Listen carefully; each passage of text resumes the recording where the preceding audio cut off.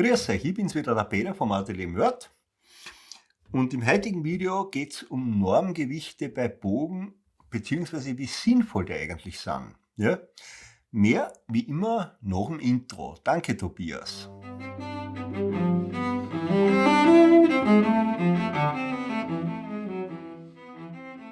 Also, prinzipiell einmal ist es so, dass ein Geigenbogen, sagen wir mal, laut Norm um die 60 Gramm haben soll, vielleicht 61 Gramm, ein Bratschenbogen 70, 71, 72, ein Cellobogen 80, 81, 82, Kontrabassbogen sagen wir mal 130 bis 135 Gramm. Sehr gute französische Bögen sind zum Teil wesentlich leichter. Das heißt, ein Cellobogen mit 72, 73, 74 Gramm ist keine Seltenheit. Ein Bratschenbogen, der 66 Gramm hat, 67 Gramm hat, ist keine Seltenheit. Geigenbogen 56, 57 Gramm. Und die spielen richtig gut und die klingen richtig gut. Was ist passiert? Sie haben ein relativ hochwertiges Material zur Verfügung gehabt. Das heißt, sie konnten eine schlanke, elegante Stange bauen. Und das haben heute nicht alle zur Verfügung, so ein Material. Dadurch hast du, wenn du ein sehr dichtes Holz hast, kannst du schlank arbeiten und kommst trotzdem auf ein bestimmtes Gewicht, wenn du fertig bist. Dann kommt es darauf an, ob der Bogen zum Beispiel mit Gold oder mit Silber montiert ist, weil das ein unterschiedliches Gewicht hat, das Material. Ja? Und das nächste ist dann, das ist das Thema der Wicklungen. In Wirklichkeit ist es so, das ist meine Erfahrung, dass zum Beispiel ein Geigenbogen, der 57 Gramm oder 58 Gramm hat, wenn die Balance stimmt, das gar nicht merkbar ist für einen Musiker, ob der Bogen 57 oder 60 Gramm hat.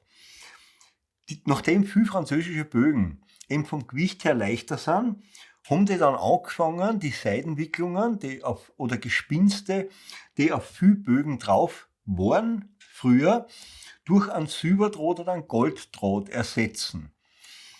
Es ist jetzt einfach erklärt, wenn man einen Bogen baut, ja, der insgesamt dann vor dem Behaaren, sage ich einmal, nur 50 Gramm hat, ja, dann bringst du mit der Behaarung halt 54 oder 55 Gramm zusammen beim Geigenbogen, aber laut Norm fehlt was. Das heißt, die Leute fangen dann an, statt einer Silberwicklung, statt einer Seidenwicklung zum Beispiel oder einer Fischbeinwicklung oder was auch immer, Silber aufwickeln. Jetzt kannst du auf so eine Länge, wenn du zum Beispiel einen Silberdraht nimmst mit 0,2 mm im Durchmesser oder 0,25 oder 0,30, 0,35, 0,40, das sind so was meines Wissens die dicksten Drähte, die man aufwickelt. Nur bei einem 0,25er Draht oder bei einem 0,20er Draht bringst du auf die Länge wahrscheinlich so, sagen wir mal, 3,5 Gramm dazu. Ja? Nimmst du aber einen 0,40er Draht, dann bringst du so 7 bis 8 Gramm dazu, je nach Länge, wo du wickelst und je nach Durchmesser der Stangen. Das heißt, man kann dann im Prinzip mit einer schweren Wicklung das Gewicht, das auf der Waage angezeigt wird, ziemlich genau voraus berechnen. Und du bist immer in dem Bereich, wenn du so willst, von 60 bis 61 Gramm bei der Geigen drinnen. Was passiert jetzt aber? Wenn ich da relativ viel Gewicht auf die Stangen aufbringe, dann verschiebt sich der Schwerpunkt vom Bogen logischerweise in die Richtung. Und zwar gar nicht so wenig. Ja? Und das nächste ist das, je mehr Gewicht ich auf der Stangen habe, desto stärker wird das Schwingen der Stangen beeinflusst. Ist ganz einfach. Wenn ich auf irgendwas was schwingen oder vibrieren soll, ein Gewicht aufbringen, tut sich das schwerer und das wird träger, das Ganze. Ja? Das ist was nicht bedacht wird, wenn solche Bögen umgewickelt werden, indem sie eben am Schluss das Gewicht haben.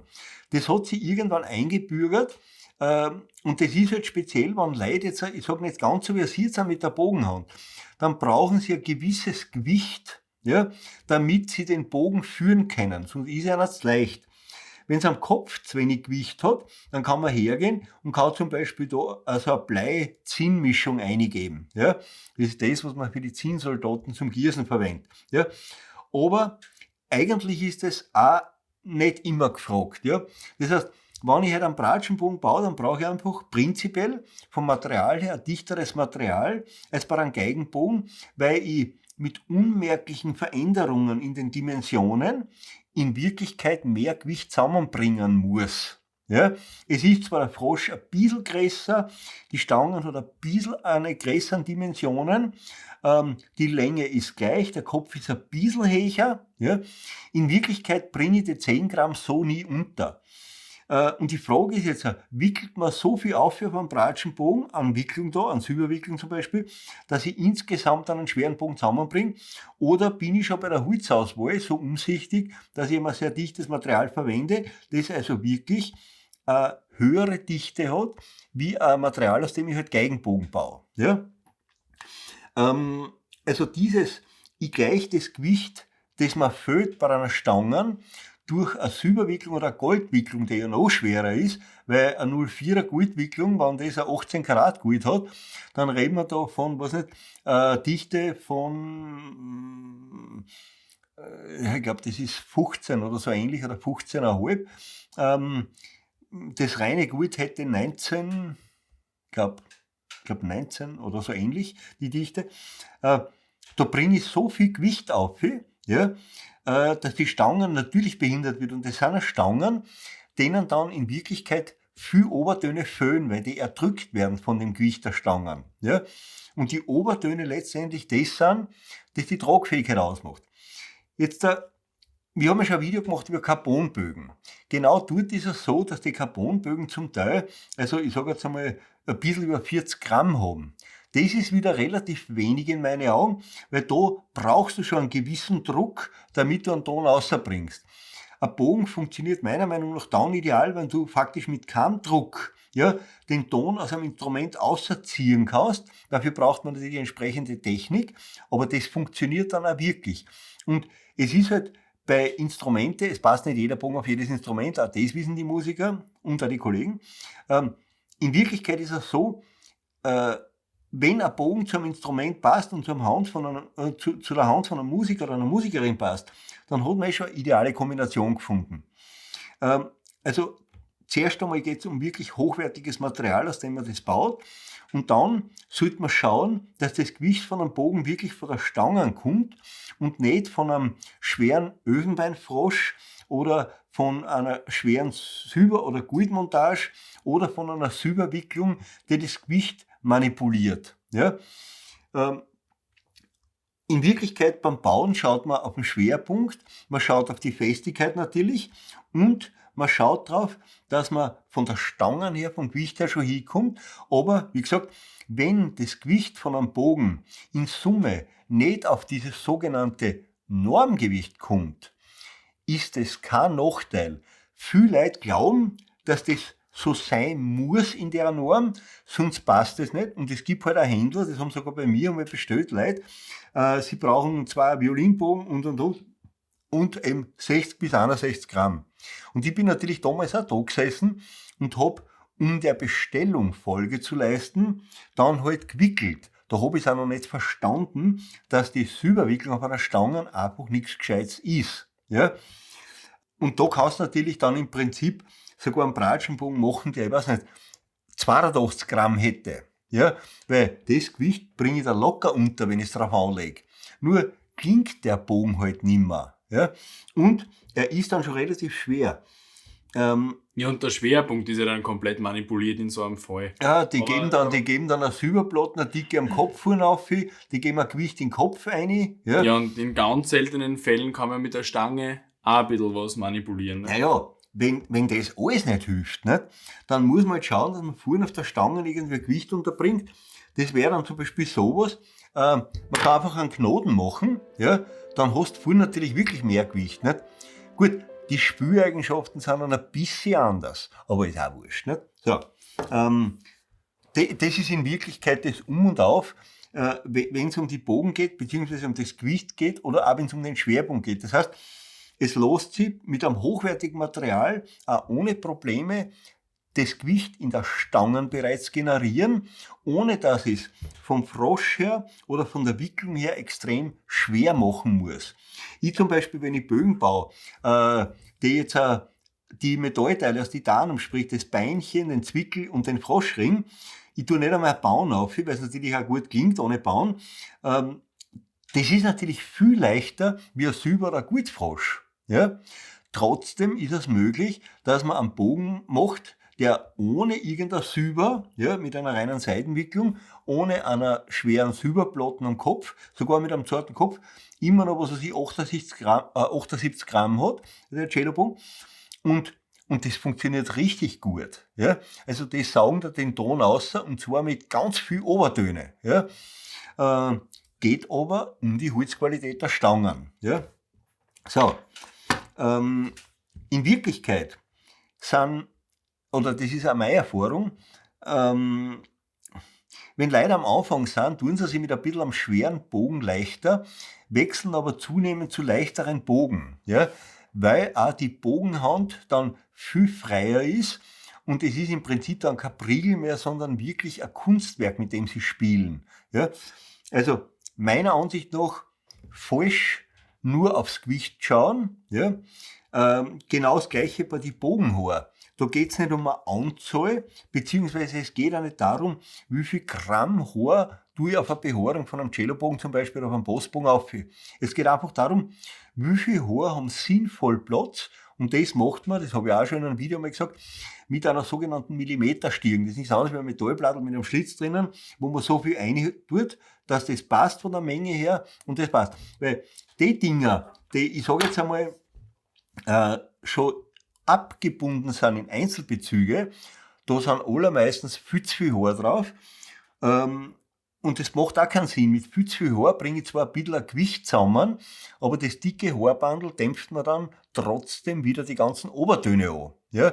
Und die Obertöne brauche ich für die Klangfarbe und für die Tragfähigkeit. Ja? Das heißt, je mehr Haar ich auf tue, desto schwerer wird mir der Bogen, druckt man die Obertöne durchs Gewicht an, das Schwingen oder dieses Dehnen und entspannt werden der Haar wird natürlich dadurch selber gedämpft, je dicker das Haarbandel ist, und das ist alles miteinander unproduktiv. Das heißt, mit den Haaren kann ich ein Gewicht nicht regulieren. Ich kann es eigentlich nur vorher machen über die Stangen. Und wenn der Schwerpunkt passt, ist auch nichts einzuwenden dagegen, wenn zum Beispiel ein Cellobogen, ich sage jetzt einmal 66, 67 Gramm hat, 76 oder 77 Gramm hat, wenn ein Bratschenbogen 67, 68 Gramm hat oder ein Geigenbogen auch nur 58 Gramm hat oder sonst irgendwas. Das ist alles besser, funktioniert besser und klingt besser, als wenn ich dann sozusagen mit irgendwelchen Tricksereien das so hinbringe, dass ich in irgendeinem Normgewicht drinnen bin. Meiner Ansicht nach ein Blödsinn. Und ich bin aber neugierig, wie ihr dazu steht. Mir ist natürlich klar, dass jeder Bogen, der heute über einen Katalog verkauft wird, ja, mit einer Katalogsnummer, ein gewisses Kriterium haben muss. Und die werden natürlich von Leuten dann einsortiert im Lager, wenn sie einkauft werden. Ja, die kommen alle auf die Waage auf, weil das alles keine Musiker sind. Ja.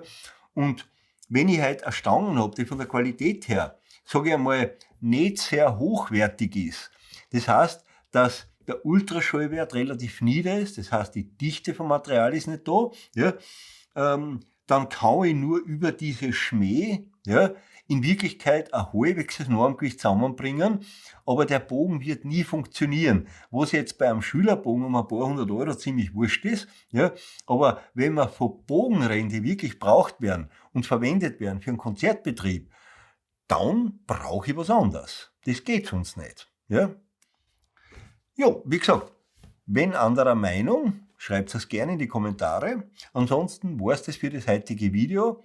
Hat mich sehr gefreut, dass ihr dabei wart. Da gehen übrigens die Meinungen mit Sicherheit auseinander. Ja? Ich freue mich jetzt schon drauf. Und ich freue mich, wenn wir uns beim nächsten Video wieder sehen. Pfiat euch. Was, passt's nicht? Nein, ist super, aber bei dir muss man echt die Pappen extra da schlagen. Bist du deppert. Ja, Nein. ich muss schon so. Nein, eh! Das war nur ein bisschen lang. Was? Nein, ich sehe mich nur untertiteln schon die ganze Zeit. Ich schwöre was. Der Moment, wann das die künstliche Intelligenz schafft, dass ich Du meinst die KI? steirisch versteht und automatisch untertitelt. Habe ich das schon gesagt, dass das eine ganz gute Übung ist, wenn man von anderen den Hals. Ja, das über das Bogengewicht ist gar kein uninteressantes Video. Einfach aus dem Grund, weil das wirklich viele Leute noch daran glauben, dass das nur so richtig ist. Mhm. Was natürlich ein kompletter Schwachsinn ist. Mhm. zuerst Licht aus.